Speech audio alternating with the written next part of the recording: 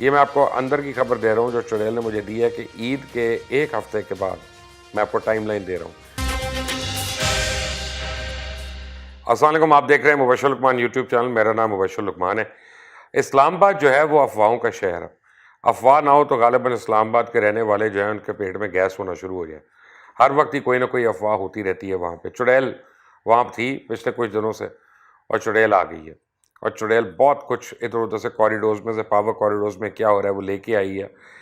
آپ کو بتاؤں کہ کہا جا رہا ہے کہ مقتدر حلقوں نے عمران خان کو جون تک کا وقت دیا ہوا ہے کہ جون تک he should pull off his socks, ورنہ جو ہے وہ کچھ نہ کچھ ہو جائے گا۔ کچھ کیا ہو سکتا ہے میں آپ کو بتا دیتا ہوں وہ ابھی لیکن کووڈ کی سچویشن بڑی آؤٹ آف کنٹرول ہو گئی ہے۔ خود این سی او سی کو سمجھ نہیں آ رہی ہے کہ وہ کریں تو کیا کریں، کیونکہ ایک طرف عقل ان کا تقاضا ہے، عقل کا تقاضا ہے کہ لاک ڈاؤن کریں، اور دوسری طرف حکومت کا اصرار ہے کہ لاک ڈاؤن نہیں کرنا۔ اس طرح اور بڑی چیزیں ہو رہی ہیں۔ اب کیا چڑیل کا یہ کہنا ہے کہ عمران خان جو ہیں وہ ذہنی انتشار کا شکار ہیں، اور بہت زیادہ آج کل وہ پریشان ہیں، اور کسی کو قریب والے کے اوپر اعتبار نہیں کر رہے۔ یہ میں نہیں کہہ رہا، چڑیل کا کہنا ہے۔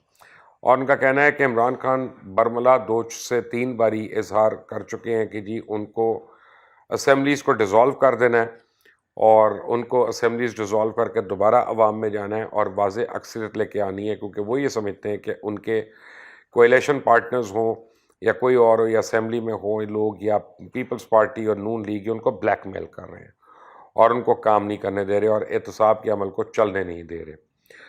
یہ مجھے نہیں پتا وہ کیوں سوچ رہے ہیں، لیکن کافی لوگوں کو اس وجہ سے تشویش ہے۔ اب جو ان کے مخالفین ہیں وہ پلان کر رہے ہیں کہ یہ میں آپ کو اندر کی خبر دے رہا ہوں جو چڑیل نے مجھے دی ہے کہ عید کے ایک ہفتے کے بعد میں آپ کو ٹائم لائن دے رہا ہوں، عید کے ایک ہفتے سے 10 دن کے اندر اندر مولانا فضل الرحمان اور نون لیگ جو ہے وہ مل کر پی ڈی ایم کو دوبارہ فعال کرنے کے لیے نئی کالز دینے لگے ہیں جو گورنمنٹ کے خلاف ہوں گی۔ نون لیگ کے اس میں ورک فورس کم ہوگی، نون لیگ کے پیسے زیادہ لگیں گے، مولانا کی ورک فورس ہوگی، and this is how this marriage will work over there. Imran Khan جو ہیں اب وہ کنونسڈ ہیں کہ ان کی حکومت کو ایک طے شدہ طریقے سے کام نہیں کرنے دیا جا رہا، بیوروکریسی ان کے خلاف ہے، جوڈیشری ان کے خلاف ہے، بار ان کے خلاف ہے، میڈیا ان کے خلاف ہے، انڈسٹریلسٹ ان کے خلاف ہیں، یورپین یونین ان کے خلاف ہے، امریکہ ان کے خلاف ہے، چائنا ان کے خلاف، پتہ نہیں سارا ان کے خلاف ہے۔ اس وقت ان کو یہ لگ رہا ہے کہ وہ دوبارہ عوام کے اندر جائیں اور ووٹس لے کے آئیں۔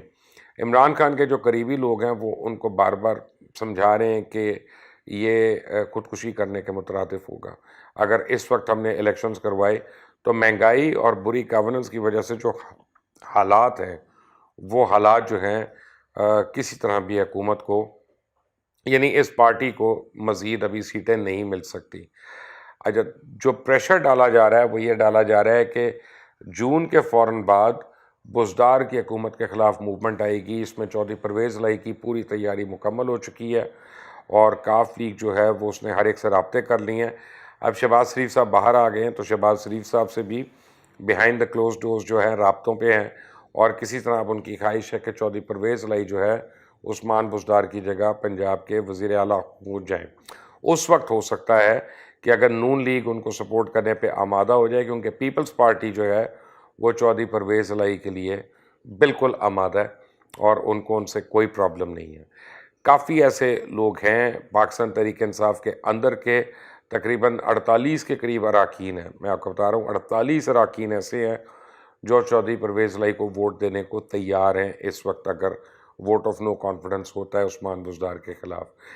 جہانگیر ترین آپ دیکھیں گے کہ عید کے بعد سڈنلی جہانگیر ترین ایشو جو ہے وہ ایک دم سے دوبارہ کھلے گا، اور چڑیل کے مطابق جو کوششیں ہو رہی تھیں جہانگیر ترین اور عمران خان کو قریب لانے کی وہ کامیاب نہیں ہوئیں، کیونکہ جہانگیر ترین بضد ہیں کہ انہوں نے کسی نمبر 2 سے بات نہیں کرنی، انہوں نے کسی کمیٹی سے بات نہیں کرنی، اور جہانگیر ترین اور ان کے جو ارد گرد کے لوگ ہیں جو ان کے ویل وشرز ہیں ان کا کہنا ہے کہ سب سے پہلے یہ جو ہیں 2-4 لوگ جو اسپیشل اسسٹنٹس ہیں پرائم منسٹر کے، جنہوں نے گن ڈالا ہوا ہے کافی چیزوں میں، ان کو ریموو کیا جائے اور اعظم خان کو سائڈ پہ کیا جائے، اس کے بعد وہ عمران خان سے مل سکتے ہیں۔ آبویسلی یہ نہ ملنے والی باتیں ہیں، لیکن یہ 40 لوگ کہاں جائیں گے جو جہانگیر ترین کو مل چکے ہیں ابھی۔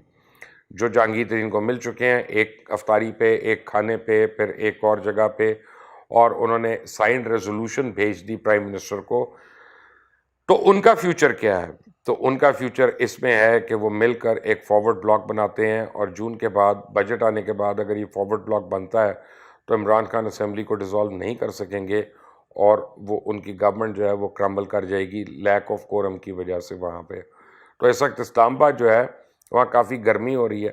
اب فائنانس منسٹر جو ہیں ان کو سمجھ نہیں آ رہی کہ بجٹ کیسے پاس ہوگا.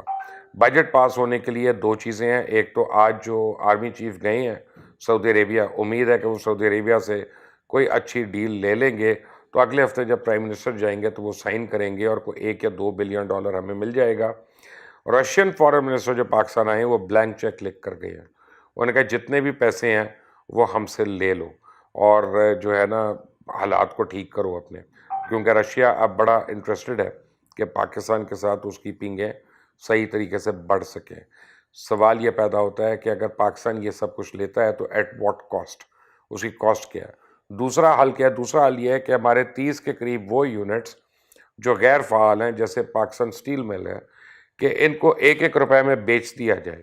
ان کو $1 میں بیچنے کا مطلب یہ ہے کہ آپ ان کی لائبلٹیز سمیت ان کو بیچ رہے ہیں دوسروں کو، اور اس کا فائدہ یہ ہے کہ اگر کسی ایک یونٹ پہ آپ نے 1000 ملین یا بلین آپ نے لگانا ہے، 100 بلین لگانا ہے اگلے 1 سال میں 2 سال میں، تو وہ جب رائٹ آف ہوتا ہے اور بجٹ میں آپ کو ایلوکیٹ نہیں کرنا پڑتا ان کے لیے، وہ مختص نہیں کرنا پڑتا، تو وہ اماؤنٹ آپ کے پاس ایک اچھا بجٹ دینے کو آ جاتا ہے.